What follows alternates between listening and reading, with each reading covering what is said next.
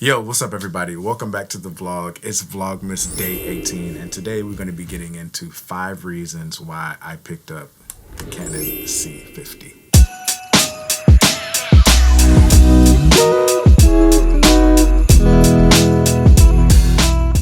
So reason number 1 is because, I'll be honest, I was really intrigued by all of these creators out here that were creating with the FX3. And I'm a Canon guy, and Canon just hadn't really responded to that outside of the R5C. The R5C was just so much bigger and bulkier. It took so much time to switch between photo and video.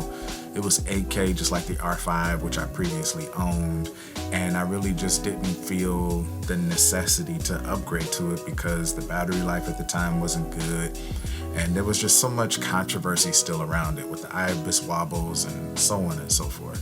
So when Canon announced the C50 and I saw that it did not have IBIS and saw that it had the fan included and all the things, and had the boxy frame, and it's the RF lenses that I already have, and I was really excited about getting into the cinema game, which I'll explain later.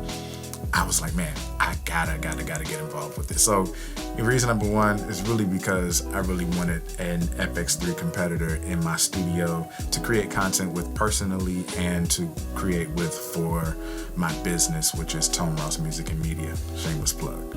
Reason number 2 I upgraded to the C50 is because of this audio top handle right here. Now, this creates a more all-in-one solution to my problem when I am going to film client projects, because previously I would have to use an external recorder, extra cables and mounting solutions and so on and so forth. Now I have less gear to bring on set, and it's a little bit easier. The only thing that I wish the C50 had built into this top handle is 32-bit float audio recording. The external recorder that I was using does have 32-bit float, so it may still have a place in my kit depending on which camera I'm going to be using for said project.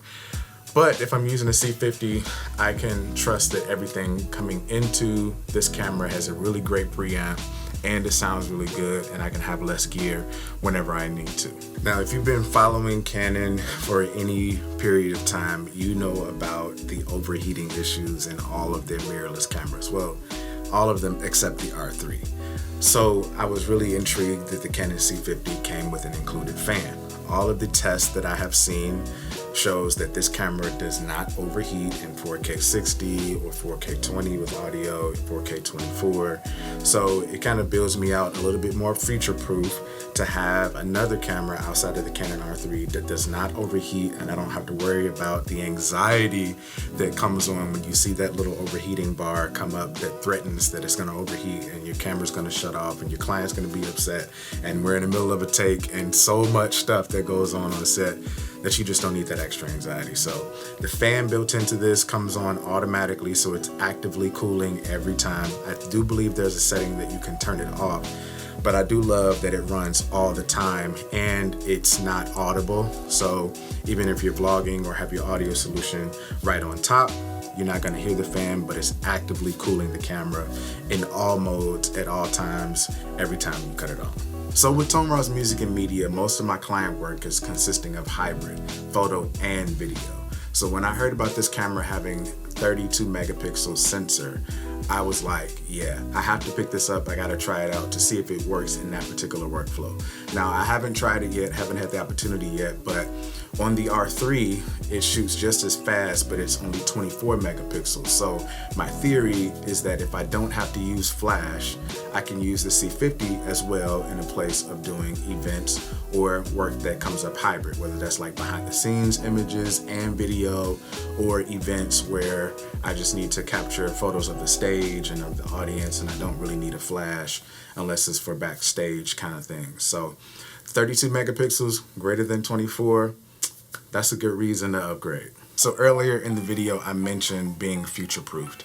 And what I meant by that is that my current business services promos, it services recap videos, and some interviews as it relates to brand stories and short-form documentaries.